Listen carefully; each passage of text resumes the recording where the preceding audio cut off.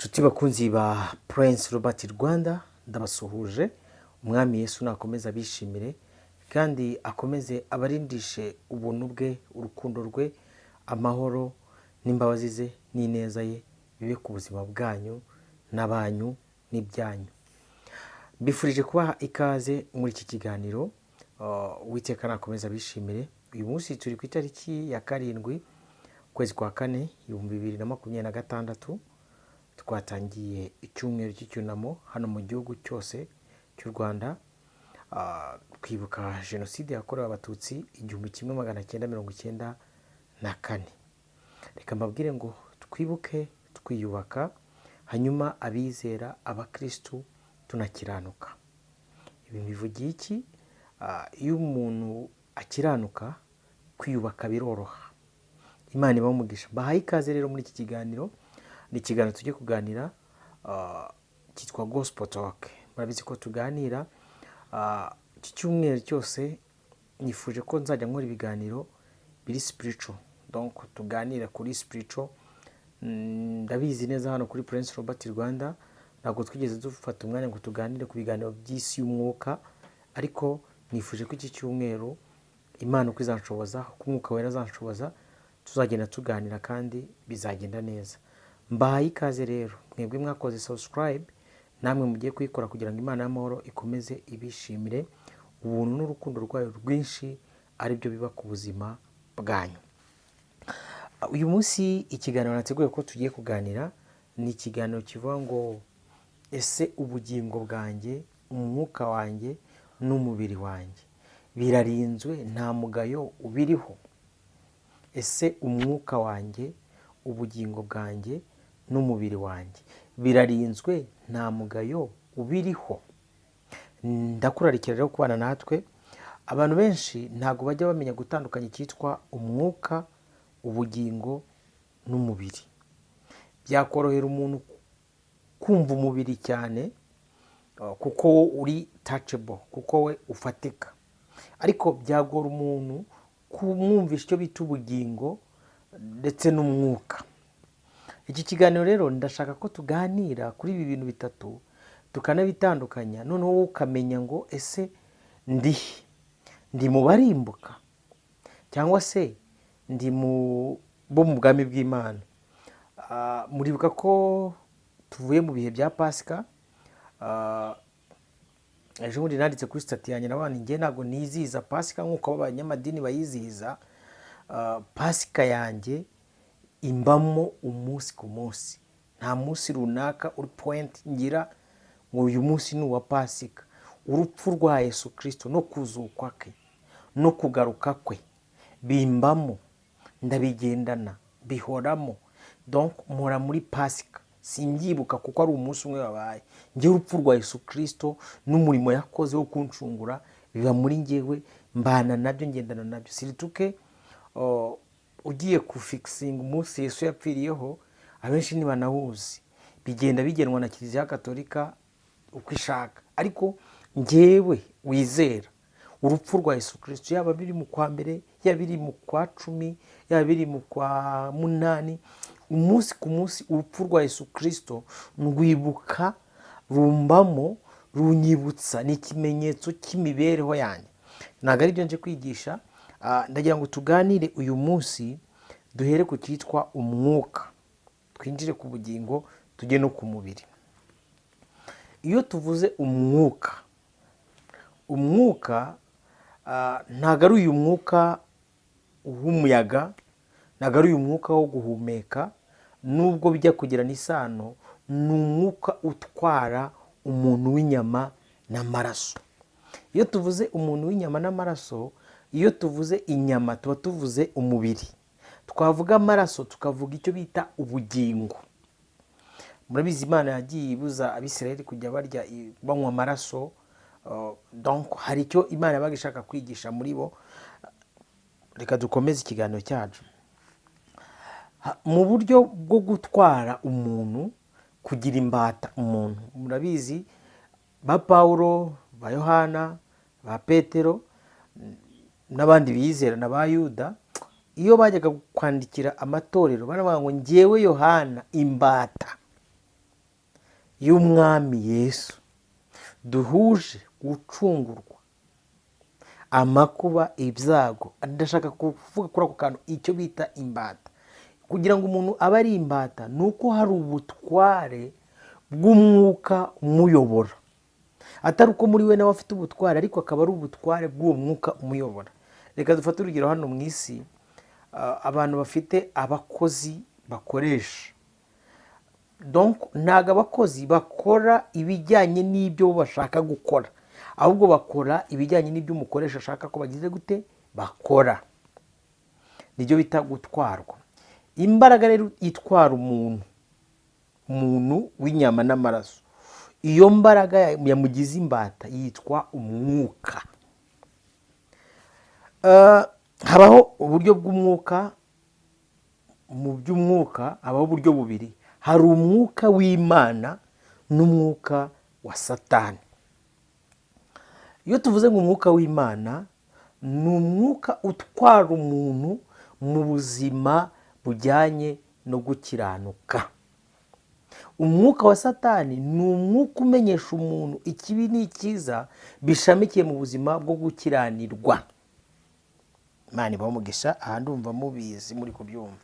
Noneho reka mvuge gato ku mwuka utwara umuntu ariko mu bijyanye no gukiranirwa. Umwuka wa mbere, ikintu cya mbere kizakubwira ko uri imbata ya Satani, utwawe na Satani, cya mbere na mbere ni icyo bita ubujiji. Ubujiji, Bibiliya ivuze iki? Iravuze ngo ubwoko bwanjye burimbutse buzize kutamenya. Kimwe mu bintu kizarimbura abantu ni icyo bita ubujiji. Ubujiji ni iki? Ubujiji si ukutajyanwa mu ishuri ngo bakwigishe shimi. Ubujiji si ukutajyanwa mu ishuri ngo bakwigishe geography, bakwigishe gukanika. Biriya byitwa ubumenyi. Ubujiji ni ukutabaho mu buzima bwo gushaka icyo Imana igize gute ishaka. Umuntu wese utari mu buzima bwo gukora research, gushakisha, kumenya icyo Imana ishaka, uwo ni injiji. Uburyo ubwo ari bwo bwose abashaka be yarize. Murabizi hari abadokiteri hano n'abaprofeseri tugira binjiji, kankoresha iryo jambo, kuko bari mu buzima bw'ubumenyi budashaka ubwenge bw'Imana. Yego, ikintu cyitwa ubujiji ni ikintu kinini cyane. Umuntu wese, ndi kugenda ndistinga kuko iki kiganiro gishobora kuza kuba kirekire, umuntu wese utari muri research no gushyira ubwenge n'imbaraga zo gushaka kumenya icyo Imana ishaka, already ni injiji. Uburyo bwose yaba arimo, inzira zose yaba anyura, isi uburyo byose ndaza kugera ku mubiri, uburyo mwaba mufata umubiri we n'ibiwukikije, ni injiji. Hari umwuka witwa ishyari, kuko abantu benshi ntabwo bazi gutandukanya ubugingo n'umwuka, bajya babyitiranya. Umwuka witwa ishyari, niba muri wowe on your side ugira icyitwa ishyari, hari abantu bakunda kuvuga ngo hari ishyari ryiza. Nta shyari ryiza ribaho. Buri muntu wese iyo avuye mu bujiji ahita atsinda icyitwa ishyari. Nabitondetse neza kugira ngo abantu baze kumva neza.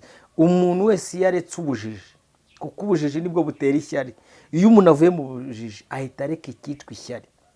Ishyari ni ugushaka kumera, ni ugushaka kuba, ni ugushaka gusimbura, ni ugushaka urwego rwa mwene so, akaba ari wowe ibyiza byose ari we bibereye. Umwuka wo kumva ko ibintu byose byaba ari wowe bibereye, uyu mwuka uva kuri Satani, niwo bita umwuka w'ishyari. Umwuka w'ubwibone, kwibona. Donc ndi kugenda ndisitenga ibyo bita imbaraga n'amashami y'imyuka imenyesha umuntu ikibi n'icyiza. Umuntu abanza kuba injiji, byavaho akaba ishyari, byava ku ishyari akagira icyo bita ubwibone. Nta muntu wakwibona atagira ishyari. Mbere y'uko umuntu azamura ubwibone muri we, habanza icyo bita ishyari. Ubu ni ubuzima bw'ububata bw'umwuka umenyesha umuntu ikibi n'ikiza. Ni ryari bavuga ko umuntu yibona? Ni igihe umuntu muba muririmbana muri korari, ni igihe umuntu muba mukorana ku kazi, ni igihe umuntu muba mwigana, noneho wa muntu akumva ko ari we urusha abandi kuririmba, kandi abo bantu babaye badahari atabona baririmbana nabo. Niba ari umurida uridingira abaririmbyi, akumva ko arenze abandi bantu bose, kandi kugira ngo aridinge ni uko habaho mass choir imuha backup. Ku kazi umuntu akaba akorana n'abantu kugira ngo serivisi yanyu ishyirwe mu bikorwa. Niba hari ukubura, hakaba hari utanga amafaranga, akaba buri muntu wese mu buryo ubwo aribwo bwose, ukabona nk'umukozi umwuka uramuzamukanye, atangiye kumva ko aruta abandi bakozi ku kazi. Uwo mwuka w'ubwibone rero uva kuri Satani. Niba muri wowe wumva ibi bintu bijya bikubiramo, ukumva ko uruta abandi mu bintu urimo, ukumva ko ari wowe usumbya abandi mu bintu urimo, you have big problem. Uzarimbuka. Ibi bintu bikunda kuba muri sosiyete nyinshi zigiye zitandukanye.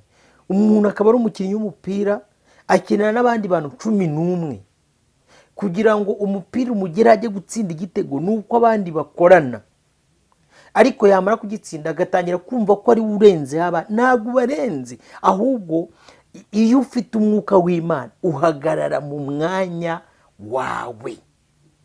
Umwuka w'ubwibone, iyo tuvuze umwuka w'ubwibone, hanyuma ushamikiraho imbaraga zitwa ikinyoma. Ndacyari ku mwuka. Niba uyu mwuka ni uwa Satani, nahereye ku mwuka wa Satani kugira ngo umenye ni ukuri mu buzima bwawe. Niba uri injiji umenye ko uzarimbuka, niba ugira ishyari tayari finite rimine, niba ugira ubwibone ubimenye. Noneho reka ngere ku cyitwa ikinyoma. Ndacyari ku mwuka. Ubu ni ububata umuntu agwamo buza. Niyo mpamvu navuze ngo ese umwuka wawe, ubugingo bwawe n'umubiri wawe birarinzwe. Abantu benshi ntabwo bazi imbaraga z'ikinyoma, donc ukuntu gikomeye. Buriya nta kindi cyaha cyose kibaho mu isi wakora utabanje kubeshya. Ni ukuri pe muzakimbwire icyaha ushobora kumanza gukora utabanje kubeshya. Ntikibaho. Ushobora kumanza kubeshya umwuka wawe, ukabeshya ubugingo bwawe, ukabeshya n'umubiri wawe, hanyuma ukajya kubeshya n'iby'abandi. Kuko buri abantu tugenda tunyuranamo nabo bafite umwuka ubayobora, bakaba bafite n'ubugingo bwabo, bakaba bafite n'umubiri wabo. Mbere y'uko ibi bintu bijya kuba ku bandi, bimanza kubera muri wowe. Niba hari ikintu cya mbere kibaho, ni ukumanza kwibeshya ko urusha abandi, nk'uko nahoze mvuga ntibikuzamura ubwibone. Umuntu agatangira kwibeshya ko ari we muntu uzi ubwenge kurusha abandi. Uri kwibeshya. Hari imbaraga Imana yaguhaye, umenya ibi ariko ntuzamenya ibi ngibi. Nese niba uzi ubwenge muri shimi, undi akabaza ubwenge mu gukanika, ko Imana yadushyizeho kugira ngo twuzuzanye. Umwe aba umusirikare, undi aba umuganga, undi aba umwarimu, undi aba umupasiteri, kugira ngo za savisi tuzisavingane. Kuko Bibiliya ivuga ngo umuvandimwe muzima avukira gukura abandi mu makuba. Iyo tuvuze amakuba se ni umuntu ugufasha icyo utabashije kugira gute gushobora. Ni umuntu donc ufite icyo ashobora. Niba telefone yawe yapfuye, hakaba ari umuntu uzi kuyikanika, uwo muntu icyo ashinzwe ni ukugukura mu makuba yo kongera gusubira ku murongo wa telefone. Hanyuma wowe ukora telefone wikwizamura ngo ubikagashye, ubeshye umutima wawe ko usumbya abandi kuko uzi gukora telefone. Uyu muntu uzikorera azi gucuruza, wenda n'urugero inyanya, akabona amafaranga, wagera mu rugo ugasanga umugore wawe yagize gute, yahashye. Ndacyari ku mwuka wa Satani. Ikinyoma. Nababwiye ngo ikinyoma ni ikintu kinini cyane. Bibiliya iyo ishaka kwerekana, iravuga ngo abantu bose b'abanyabinyoma ise ubabyara ni Satani. Ni ukuri. Reka mbabwire mbisubiremo, niba uba mu buzima bw'ikinyoma, ubuzima bwo kubeshya akaba ari bwo bugutwaye, abana wabyaye bakaba barya kubera kubeshya, umugore washatse mukaba mubanye kubera ikinyoma, aho ukora ukaba warabaye kubera ikinyoma. Uyu munsi birashoboka ko wafata umwanzuro ukavuga ati ngiye kwihana, kuko iyo ugaburira, iyo uha ibiryo abana bawe bivuye mu kinyoma, bo baba bazakura noneho bazi kunoza ikinyoma kukurusha, kuko isi igenda yapudetinga bitewe na generation. Hakaba icyo bita ubugambanyi. Na koze introduction mvuga ukuntu turi mu gihe cyo kwibuka abacu bazize jenoside yakorewe abatutsi mu 1994. Kimwe mu bintu cyazamuye no kugira ngo abarenga hafi miliyoni b'abatutsi bicwe, n'iki cyabiteye? Ni izi mbaraga, n'uyu mwuka w'ubugambanyi w'ikinyoma. Umuntu akagera ku rwego babeshya ngo umuntu ngo afite umurizo, ni urugero. Umuntu akagera ku rwego abantu babeshya bakanga guturana, bakagera ku rwego bahimba ibinyoma, hakabugera ku rwego abantu bagambanirana, bamwe bakitwa ibyitso. Uyu mwuka rero uzamuka mu bantu wo kugambana. Hari kesi imwe nigeze kubona hano mu itangazamakuru, kugira ngo abantu bumve ikitwa ikinyoma, ubujiji, ishyari, ubwibone, kugambanirana no kwishyira hejuru no kwikakaza. Donc uyu mwuka kwikakaza n'ubugingo, ndacyari gusobanura umwuka utwara ubugingo, noneho ugasanga mu bugingo bw'umuntu hatangiye kuzamo icyo kintu. Ni kese nabonye yabaye muri 94, aho abantu babiri bava indimwe, bamwe 94, bamwe umwe yari mu bwoko bumwe undi ari mu bundi, noneho uwo mu bwoko bumwe akajya guhiga uwo mu bundi bwoko, kandi bava indimwe mu ndimwe, se na nyina bajya guhigana. Ni izo mbaraga zo kubatwa n'ikinyoma, ndetse n'icyo bita ubugambanyi. Umwuka umenyesha ikibi n'icyiza ni umwuka munini, bisaba ko ugira esprit de discernement, bisaba ko ugira umwuka w'Imana uguhishurira kumenya ngo ese uyu mwuka uri kuntwara, unyinjirana, uyu mwuka ushaka kunyereka ko hari ibindi sumbisha abandi. Nakoze ubushakashatsi bw'abantu biyahura baba batewe n'umwuka umenyesha ikibi n'icyiza, bagatangira kumva ko ubuzima bubishye kuruta uko bajya kuruhuka ngo bajye muri paradiso, kandi aho bagiye niho habi ba raporo yaho bari bagize gute bari, kuko ntibigeze bamenya urugamba rwo kurwanya umwuka no kuwirukana, kuko ijambo ry'Imana rivuga ngo murwanye Satani azabahunga. Noneho abantu ntibazi icyo bita warfare, intambara y'umwuka. Ese barwanya ubwibone gute? Ese barwanya ikinyoma gute muri ngewe? Ese barwana ubugambanyi baburwanya gute muri ngewe? Ese ishyari barikura muri nge muri gute? Nicyo ndaza kuganiraho muri iki kiganiro, tugira au conclusion turaza kubimenya. Noneho mu bijyanye n'itandukaniro, navuze umwuka utwara umuntu, umwuka ugutwara iyo wamaze kukubata. Reka mbigereranye kugira ngo mubyumve neza. Urabona iyo umukoresha guhamagaye, dusuppose nk'aba bana bafasha ababyeyi mu rugo, bakozi bo mu rugo, kankoresha iryo jambo. Iyo umwana atarava iwabo, aba agifite icyo bita ubwigenge.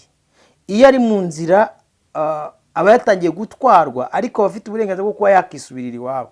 Agera Nyabugogo bagihamagara, mabuja akinginga, cyangwa se umukoresha we akinginga, izina mabuja ntabwo rikemewe, umukoresha we akinginga avuga tugeze nta kibazo afite. Iyo akinjira mu rugo sava, nta kibazo, amamwereka aryama mu gitondo. Sasa akazi nibwo gatangira. Bitangira umwana none atangiye kuba mu buzima bugengwa, butwarwa, uruhushya azarusaba umukoresha, ibyo ateka ari umukoresha ubimutegeka. Donc imibere no kuba muri urwo rugo ni ubumutwara. Niko rero no mu isi y'umwuka umuntu iyo satani amukoreye angajoma, amuhaye icyo bita kumushyira muri sisiteme ye, niba utangira kumumenyesha no kumutwarisha ibyo akora. Akamubwira ati uyu munsi turarya ishyari, uyu munsi turateka ubugambanyi, uyu munsi turakoresha ubwibone, uyu munsi turaba mu buzima bw'ubujiji, uyu munsi turakoresha ikinyoma, uyu munsi donc we niwe umutwarisha ikibi n'ikiza agize gute atwarwa. Agenda amutondeka avuga ati kora iki gikorwa, ugasanga wenda n'ugikorwa kigamije gishingiye ku bujiji. Kuko mwabonye abaprofeseri igihugu kiba cyizera, yigisha ari umwarimu ari umudokiteri kimwemera, ariko ugasanga araye mu ntuza muri rigori. Ngiye kuri kote yanjye mbyita ubujiji. Umuntu araye muri rigori yasinze, umuntu w'umugabo ufite urugo ufite n'abana, isi yubaha iha agaciro ko ari dogiteri, kuko inzoga zishobora kumukoresha ubujiji bwo kumuraza muri rigori. Tube clear, tuganire. Mujya mubabona ejo bundi mu itangazamakuru benshi bagiye batandukanye, ugasanga umuntu hari ibyo yakoze nyine ukabona ko nta bwenge burimo. Reka ngomeze. Ubundi iyo bavuze ngo umwuka w'Imana, icyo bita umwuka w'Imana ni iki? Ni umwuka uza nawe ukagira imbata umuntu. Mbubonye ko uwa satani ushamikiye ku bwibone, ubwirasi, ishyari, ikinyoma, ibintu nk'ibyo ngibyo ni ibintu biza bigatwara umuntu. Ugasanga umuntu ndacyari ku mwuka, ndaza kugera no ku bugingo, ngere no ku mubiri. Kuko iyo umwuka wamaze kwandura uhita uhereza ubugingo nabwo bugahereza umubiri, none ukabona umuntu atangiye kuba mu buzima. Donc imibereho y'uwo muntu kuko umubiri niho ibi byose biri. Ibi ngibi by'ubugingo n'umwuka biba indani mu mubiri. None ugasanga umuntu w'umwibone byaje kugaragara muri korali. Niho ndi gutanga urugero kugira ngo muze kumva icyo bita imbaraga z'icyaha. Ugasanga abantu bambara iniforume ariko umuntu yanze kuyambara neza. Abantu barafite ahantu baririmbira, ariko ngo kubera ko ari we ngo umuntu uridinga, abantu bamuteguriye akantu ke ko guhagarara, atagahagazemo induru uzavuga, atambaye ikanzu, abandi bambaye wenda n'urugero amajipo n'amashati, ariko agahita niba bambaye iby'umweru agahita ashyiramo umukara. Izi mbaraga zatangiyemo imbere ziba zajemo inyuma. Sinzi niba muri kunyumva neza, mujya mutubona utwo tuntu. Turacyari ku mwuka. Buriya reka mgere ku mwuka w'Imana, ikintu bita amahoro. Yesu ajya gusubira mu ijuru abwiye abigishwa avuga ngo simbaha nk'uko ab'isi batanga, ndabaha amahoro yanjye. Iyo tuvuze amahoro y'Imana, ni amahoro ava mu mutima, ameze nk'uruzi rutemba. Ezekiyeli yarayanditse aravuga ngo ni nk'uruzi rutemba, ngo kandi iyo rutembye aho rugana ngo ibyaremwe byose. Ezekiyeli 47, muzasoma icyo gitabo kivuga ngo amahoro, ngo amazi atemba ava mu rusengero. Ibyaremwe byose byungukira kuri ayo mazi y'ubugingo. Ubundi umuntu ufite amahoro, niba ari umugore, niba ari umugabo, ufite amahoro y'Imana, amahoro y'Imana ari muri we, abamukikije, abamuzengurutse, abamuvukaho, abakoresha, niba ari umukoresha. Donc umuntu ufite uyu mwuka ugera no mu bandi, ugatangira kugira gute gutamurura, kwita amazi y'ubugingo atembera muri we. Imana imumugisha kubw'umwuka w'Imana unyibukije ijambo. Icyo bita urukundo, ndi kuvuga imbaraga z'umwuka utwara umuntu uri ku gisate cy'Imana. Hari icyo bita amahoro. Na isi ibuza, nta muntu w'umunyeshyari ujya ugira amahoro, ntabaho. Kuko isi igenda yapugredinga ibintu bigezweho. Ubu si turi mu 2026, ni ukuri guhera mu kwezi kwa munani isi izatangira kubapugredingira ibigezweho bya 2027. Telefone zigezweho, imyenda igezweho. Umuntu w'umunyeshyari ahora ameze akanuye iki? Amaso. Ariko umuntu wuzuye ubuntu bw'Imana n'amahoro ava ku Mana, aba yarabashije gutsinda izi mbaraga. Niba Imana natanze urugero rwa korali kugira ngo muze kunyumva neza. Uyu muntu wuzuye amahoro y'Imana, niba Imana yaramwujuje imbaraga z'amahoro, niba ari kumwe n'abandi muri korali akaba azibuzi kuridinga neza, yagenda akigira imbere, nibaraka niforoma akambara nk'abandi donc imbaraga zo guca bugufi, umwuka w'Imana wo guca bugufi muri wo kumva ko adasumba abandi ubu mwuzuye. Hari ishami ryitwa urukundo. Nababwiye ngo ikikubase nicyo kigutwara aho gishaka. Nk'uko umukoresha mu rugo abwira umukozi ati uyu munsi ngewe, umukozi ashobora kuza akavuga ati turya ibirayi, akavuga ati oya turarya umuceri. Niwe ubihaha, niwe ubizi. N'umuntu rero wuzuye umwuka w'Imana, haleluya, umwuka wera niwe umutekesha, niwe umuha kumenya uko bari bubane uyu munsi. Hari igihe aza akamwuzuza amahoro isi ifite ibibazo, akuzura amahoro intambara zigose hirya no hino, ubukene n'amadeni byamugose, umwuka wera akaza bati uyu munsi turateka amahoro, akumva sendereye, haleluya, akumva sendereye amahoro mu mutima we, aramwuzuye. Hari umuririmbyi avuga ngo numva unyuzuye Yesu we uri indirimbo yanjye. Donc umwuka wera niba ushobora kuza akakuzuza amahoro, atari uko isi yo iri gutanga amahoro, ukumva wuzuye amahoro, arakuzuye. Sinzi, nabuze uburyo mbibasobanurira, ariko abantu bakiye Yesu umwami n'umukiza, hari igihe twuzura amahoro isi idafite, abantu bakibaza ko uriya muntu abaye hati. Ni ukuri njye ashimira Imana, kambaye nk'ubuhamya gatoya. Uzi kwicara on your life, ukicara ukabata ariko ngewe Robert mfite ibiganza, ibi biganza ndi kubereka birera, ntago byanduye, nta maraso abiriho. Ubu dufite abantu bafite ibiganza biriho amaraso, bishe abantu. Dufite abantu bafite ibiganza biriho ubugambanyi, biriho ubugome, bakaba barya kubera ubugome, bakaba barya kubera ubugambanyi, bakaba barya kubera ubwibone gusa. Icyo bita amahoro. Reka mvuge ku rukundo, kuko izi point ndi kuvuga twazikora umwaka wose. Nagize umwaka, reka nkwite umwaka, abantu banze ubutumwa bwiza, babwanze, bituma rimwe na rimwe tutabukora neza uko bwagakwiriye, ngo tuvuge ubutumwa bwiza uko bwagakwiriye, bitewe n'uko isi igenda iturwanya. Turi mu ntambara bene data, tufashe igihe mu ntambara murabizi, ariko nk'ibi turi kuvuga amahoro twayaganira yonyine, kuko ni ikintu kidasanzwe, icyo bita urukundo. Donc umwuka wera, umwuka w'Imana atwara umuntu. Ikizakubwira ko muri wowe umwuka ukuyobora, ugutwara, ari umwuka w'Imana, nuko muri wowe wuzura amahoro aho abandi bayaburiye, nuko muri wowe ugira urukundo. Icyo bita urukundo, rukunda abantu bose. Ijambo ry'Imana rivuga ku rukundo, narwo ni runini, si Rwanda ruvuga ngo tunarurangize, ariko urukundo rw'Imana rudutwara gukunda abantu bose. Narababwiye ngo gukunda ni imwe muri characteristic.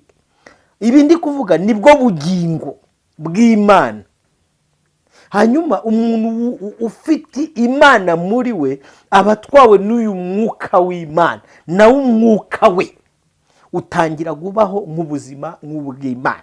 Niyo mpamvu Imana yaremye umuntu, avuga ngo mureke tureme umuntu ase natwe, agira ishusho yacu. Umwuka w'Imana iyo atwaye umuntu, ikintu cya mbere kimuranga nicyo bita ubwenge bw'Imana, aribwo bwenge bw'amahoro. Ubwenge bw'Imana aribwo bwenge bw'urukundo. Ikintu Imana ishaka nuko abantu mu isi bagira amahoro, kandi amahoro atari nk'ay'abisi. Ikintu Imana yifuza nuko abantu bagira urukundo, buri muntu wese agakunda undi. Ubu iyo tuza kuba Abanyarwanda twari twuzuye umwuka w'Imana muri 94, ntago abantu bari kugera ku rwego bicana kuri uru rwego abantu bicanyeho. Habuze icyo bita urukundo rw'Imana, ahubwo Satani abaganzisha ibitekerezo byo kumva ko bamwe basumba abandi, abaganjisha ibitekerezo byo kumva ko bamwe aribo baremewe kubona ibyiza kurusha abandi, bituma abantu bagira gute? Bicana. Icyo bita ineza.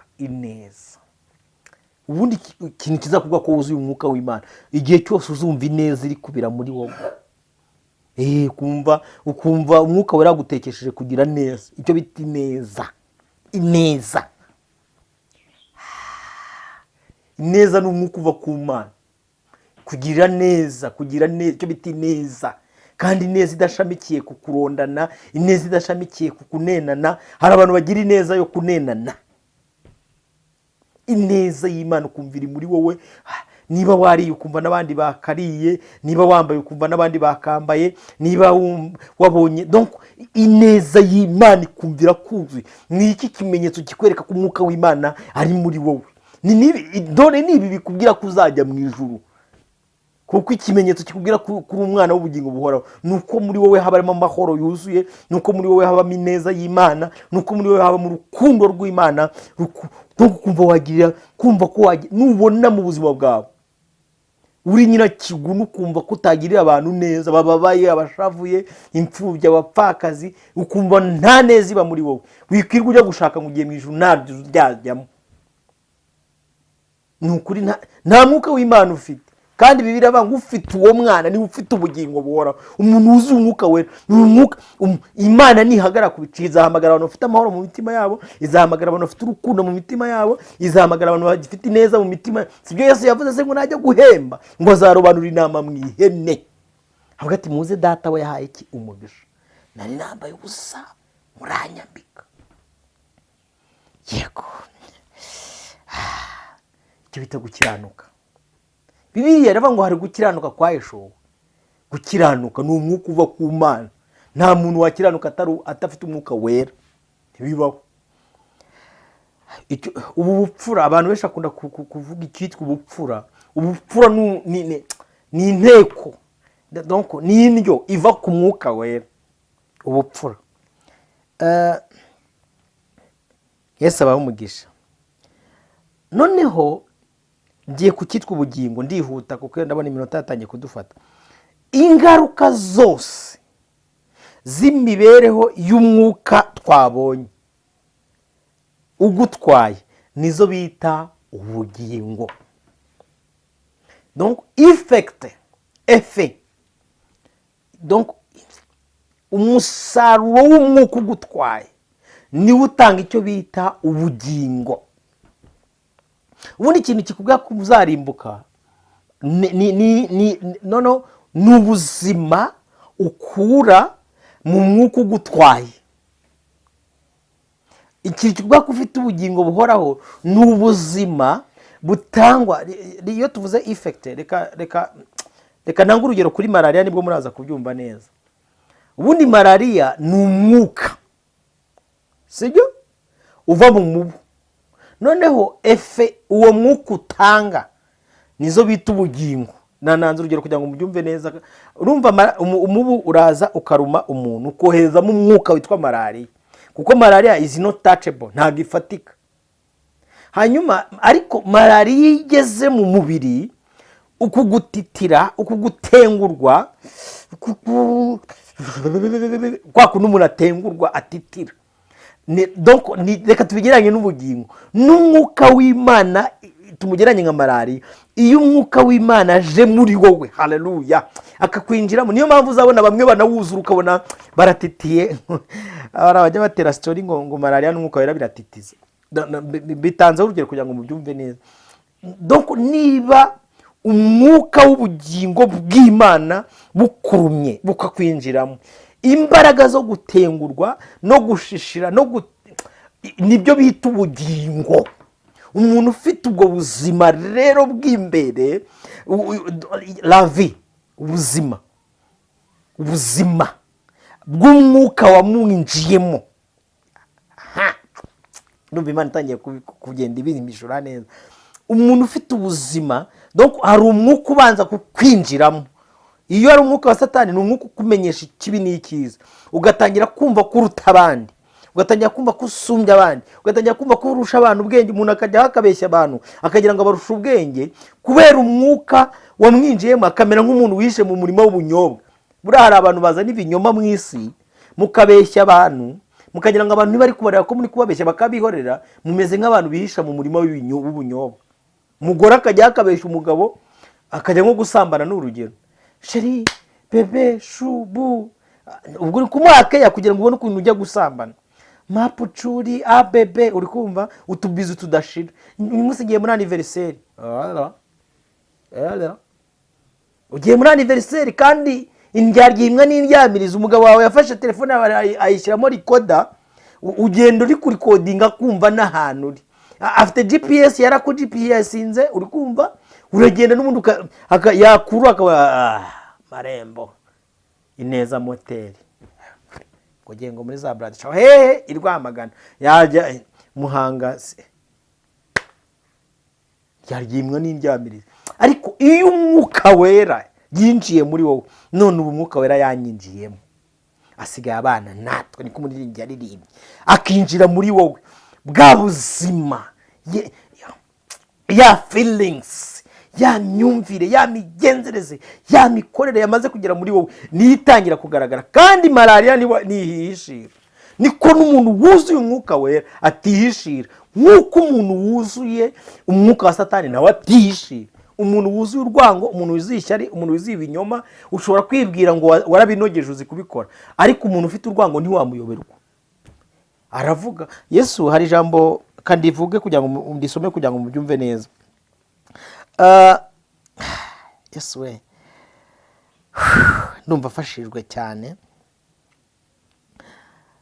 Ni ijambo riri muri Matayo 15, reka ndisome kugira ngo mwumve neza, mbasobanurire ukuntu ubuzima bw'umwuka buza bugatanga icyo bita ubugingo. Aranditse ngo Yesu ahinyura imyigishirize y'abafarisayo.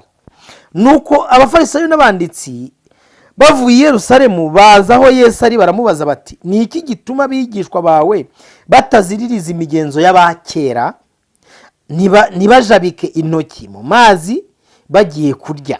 Nawe arababaza ati, namwe ni iki gituma mucumurira itegeko ry'Imana imigenzo yanyu?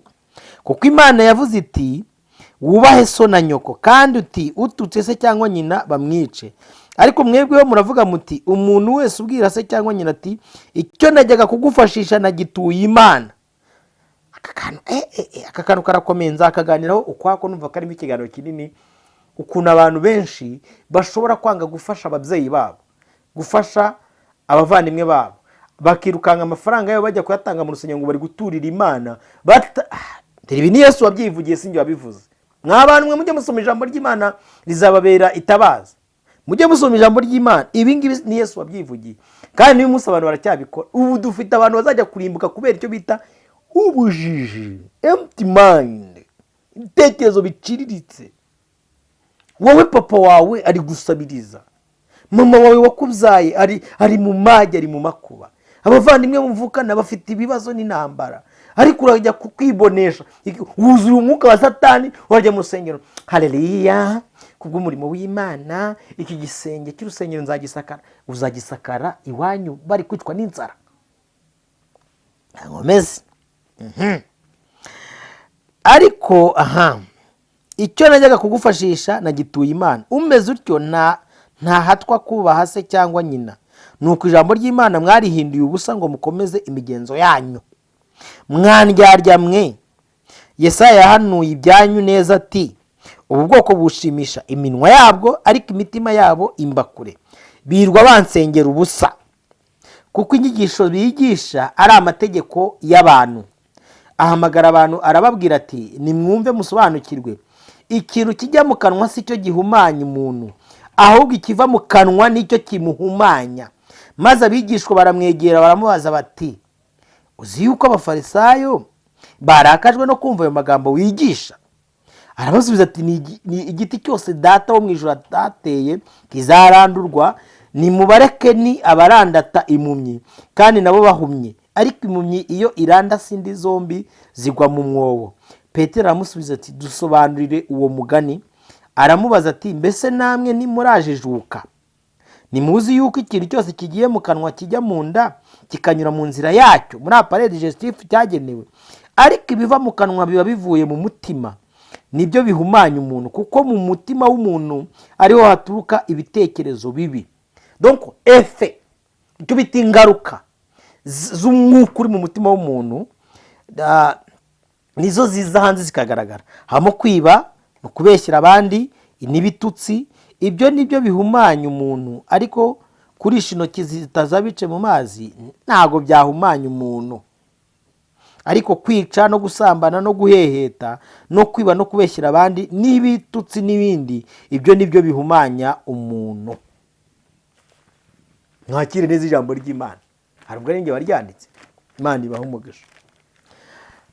Zimwe muri rezilita rero zigaragara iyo umwuka watangiye kugira gute kuba affected. Iyo malaria yakurumye, mu bututera malaria wakurumye, ikintu cya mbere kigaragara no gutitira, gucika intege, no mu by'umwuka. Iyo umwuka w'Imana wakwinjiye, kimwe mu bintu bimenyetso bikugaragaraho. Iyo umwuka wa Satani wakwinjiye, ngiye kubabwira ikitwa ubugingo, ibimenyetso bibagaragaraho. Ikitwa kubabara, izi ni ingaruka, izi ni ibimenyetso, ni ibintu bwo bugingo. Umubabaro nicyo bita ubugingo, ni ingaruka z'umwuka wakwinjiyemo. Adamu na Eva bakimara gucumura, Imana ibabwiye ngo kuko ibyo mwakoze mukwiye kubihanirwa. Babwire ko ukora icyaha wese ari uwa Satani, kandi ingaruka z'icyaha ni urupfu, hashamikiyemo n'urupfu rw'iteka. Bakimara gukora icyaha birangiye, umubabaro ngo nibwo watangiye kubazaho. Umugore atangiye kujya byarababara. Tureke n'umubabaro, ntibari bazi icyitwa urupfu icyo ari cyo. Uwitwa Gahini yagize gutya, bafashe umuvandimwe we, baramwishe. Amaze kumwica, ntibari bazi gushyingura icyo ari cyo, babyigishijwe n'umubabaro. Afata Abeli aramwica, amwishe nyina ajya kuryamisha mu nzu. Araryamisha, agira ngo umwana yasinziye nk'ibisanzwe. Kumbe yarangije kumukuramo umwuka. Ku munsi wa mbere ategeza ko umwana yicura, araheba. Kumbe yamukuyemo umwuka. Ku munsi wa kabiri ategeza ko umwana yicura, araheba. Ku munsi wa gatatu umwana atangira gushenguka no kubora. Bagiye mu cyumba cye bumva yanutse, amarira n'agahinda aratangira.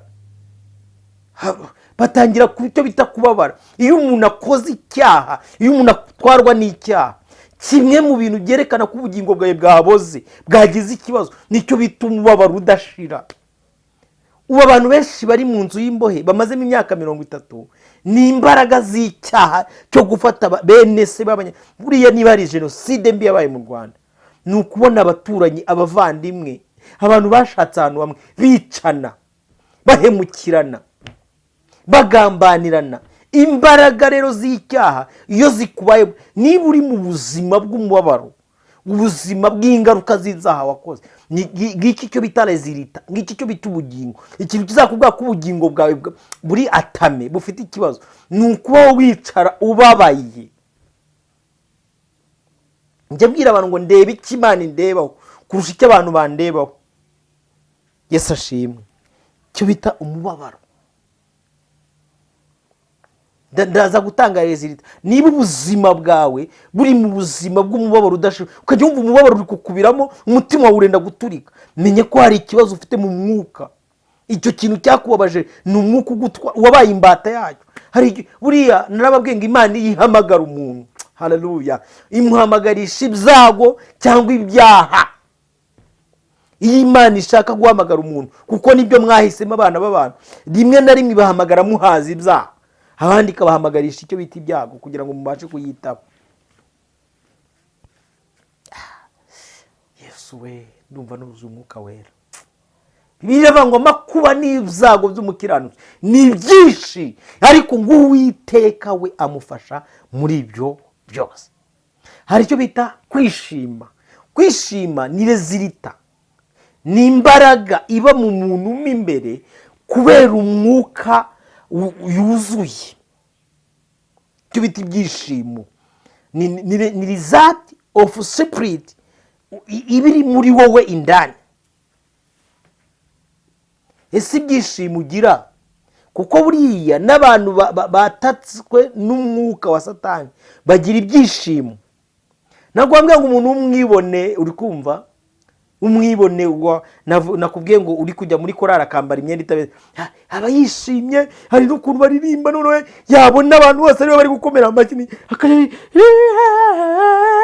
mutagira ngo ibyishimo bishamikiye no kubanza kumenya ngo ibyishimo byawe uri kubiterwa. Ntabwo abantu basambana bagira ibyishimo. Kwishima ni rizati y'ubugingo. Ese ibyishimo byawe bituruka mu mahoro adashira y'umwuka wera? Ibyishimo byawe bituruka mu munezero w'ineza wagize? Cyangwa ibyishimo byawe bituruka mu kugira ishyari ukarigirira abandi? Ibyishimo byawe bituruka mu kugambanira abandi, wagambanira abandi.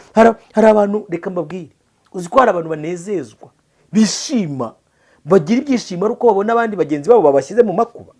Umuntu yabona ku kazi amaze kugambanira abantu, ari kubona boss ari gutuka mugenzi kandi amubeshyera, akishima akanezerwa. Abagore bo bajya bagira ukuntu banihimbarwa, agahamagara mugenzi ati nyiraruna uzi cya kirezi sha boss yagitu ngo reka nze ngo sigira rota ngo soza akazi ngo ndaza kukureba. Umuntu agafata 5,000 agatega akavana akajya imuhanga kujya kujajwa gusa kugira ngo yumve ko yishimye. Ese ibyishimo byawe bitwarwa n'umwuka ukuyobora? Ni uwuhe? Navuga ibyishimo mukagira ngo ni ahishima abana b'Imana gusa, n'abasatani bafite ukuntu bagira ibyishimo by'agahwayi. Umuntu yamara kubeshya umugore we, yamara kubeshya umugabo we, akagenda umutima uhehereye ngo nagiswayitse. Yibaze ngo ndagiswayitse, ngo nakigize ikintu cy'ikirofa, ngo nagishyize mu icupa. Wagishyira mu icupa wakiswayika, umenye yuko uri kwiswayika. Uwo munezero wawe ni uw'akanya gato, ibyo byishimo byawe ni iby'akanya gato. Aho umuswayiki ugiye uraza ukuyeyo sida. Kandi nababwiye ngo iyo umwuka umaze kugira gute kwinjira mu muntu, igikurikiraho n'ingaruka n'ibimenyetso ari byo bita ubugingo bw'ibyo wabibye. Kuko ibyo umuntu abiba nibyo asarura. Yego, kadukomeze. Navuze icyo bita urukundo. Rizati y'urukundo ni ugukunda. Ese wowe ukunda bishamikiye kuki? Ni iby'ishyari rigukundisha? Ni ubugambanyi bugukundisha? Kuko hari igihe umuntu w'umugambanyi akundana na mugenzi we w'umugambanyi. Ntimujya mubabona hano ku mbuga nkoranyambaga? Gukunda, icyo bita urukundo. Reka mbabwire, Imana iduhatira gukunda abantu bose. Gusa mu cyitwa amahitamo y'ubushuti, Imana iduha icyo bita choice of friends. We supposed to love every person. Dufite uburenganzira, Imana dusabye twebwe abizera, gukunda buri muntu wese. Ariko we have that choice to choose our best friend. Kuko abantu bose siko tuzabagira inshuti, abantu bose tuzabakunda. Ni nacyo Yesu yakoze ku musaraba. Reka mbwira abantu bamwe bajya kuvuga ngo twese ngo Yesu yaraducunguye, semye yarabacunguye. Ariko abamukunze bakamwemera, abo nibo yahaye icyo bita powerful, ubushobozi. Ntago ari abantu bose Yesu yahaye ubushobozi. Cyokoza abantu bose yarabapfiriye nkuko yemerewe gukunda bose. Ariko the friendship, icyo bita ubushuti n'ubusabane bwe, n'abamuhisemo bamwemeye bakizera izina rye, nawe agahita baba ubushobozi bwo kuba abana b'Imana. Abo ntabwo babyawe n'ubushake bw'umugabo n'umugore, ahubwo babyawe n'Imana. Imana izamfashe tuzaganira ku cyitwa powerful, cyangwa se imbaraga ziva mu bumana. Yesu ashimwe. Nandi kuvuga gukunda, gusabana. Cyo bita gusabana. Ubundi gusabana ni ubugingo, ni rizati y'umuntu wese ukunda gusabana. Uzumva umuntu, Bibiliya iravuga ngo Satani yaje kwiba, kwica no kurimbura. Ikintu kizakubwira ko wamaze kwibwa, tuzaganira kuri ijambo ryo kwiba, kwica no kurimbura. Kizakubwira ko wamaze kwibwa ni iki? Ni igihe ubusabane bwawe, ni igihe umunezero wawe, ni igihe gukunda kwawe byagukamutsemo. Umuntu agatangira kuba ari cyo bita umurakari. Wongera ngo nanutsemo. Kibaza kagahinja bakabyaye karanutse. ngo njye narariwe musa njye narahita nakurangiza. Ibibazo umuntu uri kubwira umubyeyi ngo meri ngo urebye ntabwo ngira nakurangiza kubera iki? Donc warasahuwe waribwe. Ntabwo ari wowe, ntabwo wambwira umuntu wakubyaye agafata amezi 9 ari ku gise, ibise bikamurya akagera ku rwego bakemera bakamubaga. Ariko ibaza umuntu witanga bakajya ku rwego bamusatura, afite inkovu kuba baramusatuye akemera akabagwa bakagukuramo. Ariko wamara kugera imyaka 18 ngendo nduriwe nakurangiza. Waribwe. Please stop. Icyo bita kubura amahoro.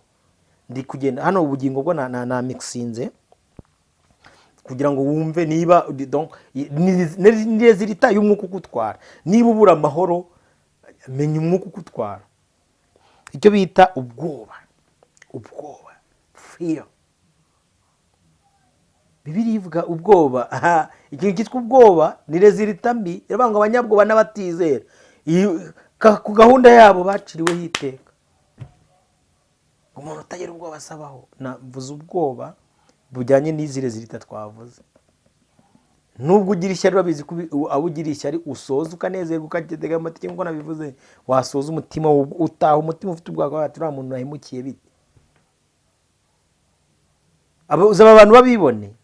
N'umundi iteka ryose abafite ubwoba bwate yewe usa nibwo ndirimba neza ko nabonye hari undi mwana waje. Isi igenda nakubwiye ngo upgrading. Umuntu araza akikaraga kubera buri muntu wese agira igihe cye. Niba waririmbaga neza agahita haza abandi bazi guhengeka bakora ngo amagutabe akamanuka akajya muri 7 akajya manuka agera muri 4 ati shati wowe vaho turashaje bahita ko ati vaho urashaje. Icyo bita kugira igihunga, isoni, agahinda, kugira ku rwego ugira agahinda gakabije. Donc ubwo n'ubugingo buba bwamaze kwatakwa. Ese wowe ugira ibyishimo, ugira umunezero, ugira amahoro yo mu mutima, donc bikasakara. Reka nihute njye ku mubiri. Ndabona ikiganiro cyisa nkaho cyabaye kirekire. Uyu mubiri wacu ugira ibyiyumviro 5: kumva, kureba, guhumurirwa, gutestinga no gukorwaho. Ikintu kizakubwira ko umwuka wafashe umuntu agera ku rwego teste ye ibatwa. Buriya Yesu yavuze ijambo ryiza aravuga ngo ikijya mu nda ntikica ahubwo ikivamo nicyo kica. Igihe cyose teste yawe izaba iri kuri donc aside yo kubatwa. Niba umuntu teste ye yaramaze kugera ku rwego donc mu mubiri, ubwo twageze ku mubiri, teste ye ikaba yarabaswe n'itabi, teste ye ikaba yarabaswe n'inzoga, teste ye ikaba yarabaswe donc no guhumurirwa n'ijipo naho yanetse. Kanywesha iryo jambo. Hari abantu bagati rwose abonye n'ahantu ijipo yanitse arayitegereza kugira ngo aze kureba nyirayo. So you supposed to take to know your test. Bla sex iri muri test. Abantu benshi bakora ibyaha by'ubusambanyi babikora bari gutestinga. Mwari mubizi ku buryo umuntu ashobora kumara kuryamana n'abantu barenga 80 ngo ari gutestinga. Abarebare, abagufi, abanini, ababyibushye, abahorose, abazungu, abirabura, abigikara, abinzobe, abitukuje. Donc we are in test. Uri gutestinga. Simubizi se? Donc niba umubiri wawe utwawe uramaze kugera ku rwego rw'ububata, ikitwa ibyiyumviro byawe bigatwarwa n'ikitwa icyaha. Agakawa natangiye yumva agakawa ngo reka nestinga agakawa bikarangira utwawe n'ikawa. Akabyeri karangira utwawe n'akabyeri. Akamogiye you suppose to verify your test. Ukwiye gucunga test yawe donc ibyiyumviro byawe. Wumva ibiki? Wumva ibiki? Tuzaganira tugere tureba noneho ku cy'umwuka turebe ku cy'umubiri. Wumva ibiki? Nibiki wumva mu buzima bwawe? Uzi ko ibintu wumva ari byo bikurimbura. Abantu benshi batabizi ibintu mwumva. Mwirinde uko mwumva. Haragitose uko muzamurire ibintu mwumva nibyo birimbura. ibyo mureba nibyo birimbura. Ubwo twageze ku mubiri. Ibyo mureba, ibyo mwirwa muwacinga, ibiganiro mwirwa mureba nibyo byica, amafilime mureba niyo yica, video muwacinga no TikTok, no YouTube, no Instagram, no WhatsApp niyo yica. Umuntu areba pornography agahita yumva ashaka kujya gusambana. Ibyo mureba, ibyo mwumva nibyo bigira gute? Byica.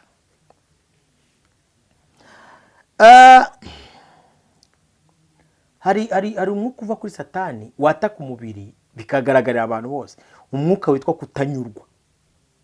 Ni wa mwuka nyine umenyesha ikibi n'ikiza. Mu isi y'umwuka ni umwuka, ariko mu mbaraga zo gukora biri physical byitwa kutanyurwa. Niba wuzuye umwuka wo kutanyurwa uzarimbuka pe. Twari kwirwa tunaganira, uzarimbuka. Umuntu wese utanyurwa n'ibyo Imana yamuhaye ngo avuga ati ngewe niba Imana yanshimiye bibayemo amahoro ndanezerewe. Kutanyurwa byoreka abantu benshi, kumva ko wasumba abandi byoreka abantu benshi mu bikoresho no mu isura. Ubwo ndi mu bibiri touchable bifatika. Umuntu akumva imodoka nziza, inzu nziza, televiziyo nziza, kamera nziza, imashini nziza. Wenda umuntu ahora ameze ntago isi yacu iri kurungira abantu ngo barimbuke. Ngaho usambana ngo uri gushaka za iPhone, hasohoka amapro ya buri munsi. Ubwo se muri 21 hasohotse pro, iPhone Pro ngo ni 15 22 haza. Unoze uzajya urusambana kugira ngo ubone ngo izisohotse. Uzageza he? Uzageza umwuka wo kutanyurwa.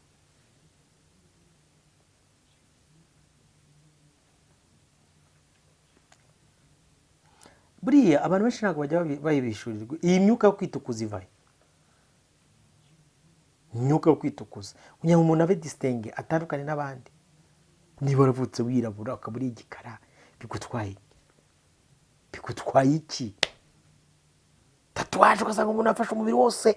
Ebana, nigeze gukora ikiganiro umunsi umwe ndi kuvuga kuri uyu mubiri. Umubiri ugushuke uyu kwabara, urabona natangiye kuzana iminkanya ari hano, najaje. Uyu mubiri umeze nk'uburabyo buraba mu gitondo bugahungu, ari ukoshye, ari uzakurimbura kweri. Sigaye mbona abantu n'abapasiteri kazi n'abapasiteri we babaye ibibura buryo. Reka nkoresheje ijambo ni ibibura buryo. Umuntu aritukuza ntanatukure agapfuba, ntanabe n'igikara, ugasanga ariko ikikubwira ko wirabura ni iki? Kujya kubyara umwana kubitewe nuko Imana gene zawe na nerone zawe n'ibiki byose yaremye na ADN zawe zirabura, n'umuntu umwana akaza yirabura. Ko ntarabona umuntu witukuje n'ubundi ajya kubyara. Iyo muzabarebe bano bagore bitukuje, iyo yagiye kubyara akana bari kakirabura, kuko muri wowe ihame ry'uko Imana yakuremye ntago warihindura. Cyokoze icyo uhindura n'iki gisura, noneho hari ukuntu biza bigasanga byabaye imihondo. Yesu w'i Nazareti, umuntu aritukuza. Ubu rero iyo tuvuze ibi abantu bararakara. Areba ukuntu imbere yari afite agasura keza, yari ukuntu amaze kwigira nk'ikinyomoro kinyomoro orange amaronje. Ari umuntu Imana yaremye wironje koko. Imana ibababarire. Hari umuntu Imana yigeze irema imurema buronje, akumwigiza amaronje.